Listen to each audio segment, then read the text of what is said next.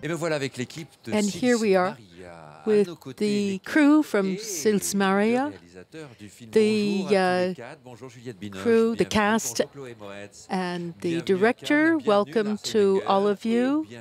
And welcome to Olivier Assayas, who is here again in the competition. Juliette Binoche, apparently you are the one who suggested the idea to Olivier, who whispered it into his ear. So you can hear the breeze, the wind of the Swiss mountains. What happened? I was on holiday, as sometimes happens to me, and I had the idea of doing something around women and in 3 parts, and I wondered with whom I'd like to do that, because it was an idea that came up like this, but it was totally undeveloped, and so I called Olivier. I was a little frustrated. I thought he was afraid of women, he was afraid of me, and I thought to myself I wanted to get to know him, and so I called him, and he said, okay, let me think about it for a couple of weeks, and if the idea works, I'll call you back. And so 2 weeks later, he called me back, and he said, okay, it's an interesting idea, so I'll develop the script. It took me 2 years after that, and it's beautifully written, but you...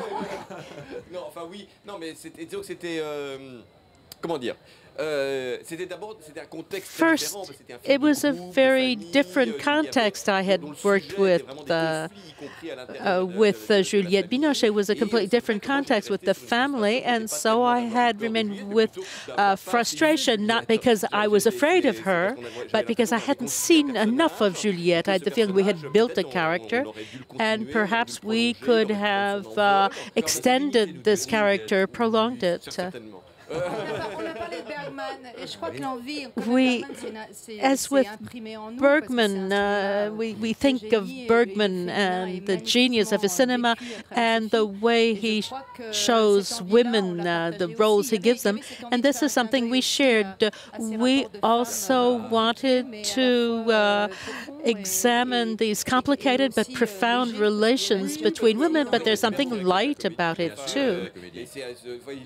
And the idea was to do something that would suggest Bergman, and Juliette gave me a chance to go back to things that were very important to me, but on a lighter, freer style. So does this mean that you can't repeat the same role, that an actress has to accept to lose her youth? That's true not only for actresses. So how do you feel about this too? What surprised you? What intrigued you about this? We have a common past. We were here a long time ago together at the beginnings of our careers, and I was playing an actress. And it took us such a long time for us to find each other that it was almost a subject in itself. The idea of writing about Juliette, for Juliette, this entailed necessarily taking the time, how we worked, how we discovered cinema, and our lives, the lives of each of us in the cinema, and how we survive today. For Rendezvous, and this time you have Rendezvous with Chloé Grace Moretz, a very talented young actress. Why did you choose her? It's obvious in the film. She's really amazing. I had seen her very, very young in Hugo, and then we really met in Toronto when I saw her when she was shooting Carrie. But did you know her work? Did you know Chloe's work? Yeah, I do. Yeah, I did. What was it though? Did you know, vous connaissiez Olivier Assayas? Did you know Olivier Assayas? Yes, I did. Yes, I saw Carlos a while ago, and it was like one of my favorite films. And so I was already in love with him and his work, and I was so enthralled with him. And then when I found out that they were making this project with Juliette and Olivier, I was immediately like super interested, and I read the script, and I wanted to do anything to be a part of it. And I was in Toronto at the time doing reshoots, I think, and we met, and we were both super jet lagged, and we were like, let's do it together, and let's be in this together, and it just kind of fell together, and just we did it.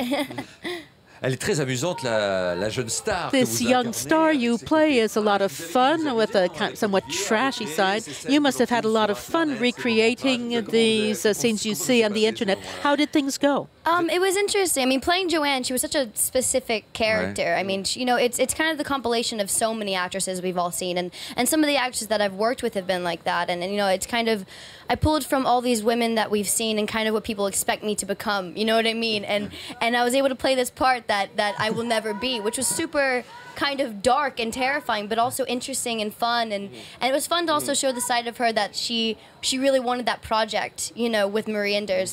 So she really kind of put on this whole act of like I'm good and I'm clean and I'm sober and everything, and then it all kind of falls apart. Ce film dit, Juliette Binoche, que c'est dur de voir arriver la nouvelle Juliette Binoche, this film is about how hard it is for established actresses to encounter the next generation. What is your feeling? I think there's a time for everything, and when you realize what you want, time becomes eternal in your inner self. What is important is to be a creator. And when you're a creator, that's something timeless, and when you stop, that's when you are frightened. But if you're involved in giving of yourself and being inside yourself, and I don't really have much time to look at the time. I don't know why. That's a good philosophy. Lars Eidinger, you play the director who is going to stage this, the older woman. Have you met directors like the one you play here? Yeah, absolutely. I mean, I work as a director as well. I did Romeo and Juliet last season in our theater, and yeah, it's very close to what I experienced. Absolutely. Et vous agiriez de la même façon avec And would you act the same way you do as your character does with Juliette Binoche? Yeah, it was interesting because in a way we had this kind of conversation, not really, but when Juliette was in Berlin, she saw me playing theater in the Schaubühne, and afterwards we met, and it was interesting because what I like, I mean, this conversation has so many layers. There's also a very flirty atmosphere, which I like, you know, and I would never say that that was part of our conversation as well, but I mean, she's such an attractive actress, and I was completely, from the first moment, I fell in love with her, because what I never experienced with an actress is, and this is exactly what she was saying, that she's giving so much, you know. I know a lot of actresses, famous actresses, and they're so concentrated on themselves, of course, you know, but Juliette is an actress, she works just with a partner, and this is something that was for me very, very satisfying. Ah, ça va, Juliette? Bienvenue à Cannes. It was written by Juliette. Yeah. C'est ça qui vous a donné à chacune de vos répliques. Olivier Assayas, il y a aussi ces montagnes. Olivier, there are also those beautiful mountains. And so why did you place this story suggested to you by Juliette in this setting? We can say it's a long story, but it's true. I really like the idea of telling this story in a natural setting, in a timeless setting that is unaffected by the passage of time. It has something to do with the ephemeral in human relations, conflicts, the problems of people in an immutable world. The hills of Sils culturally, there is all the history behind it. I don't really call on this, but I consider that there are ghosts, ghosts of Nietzsche in particular. Thank you very much to all of you. I can't say Binoche anymore. And so thank you to all of you. We wish you a wonderful festival for Clouds of Sils Maria in the official competition in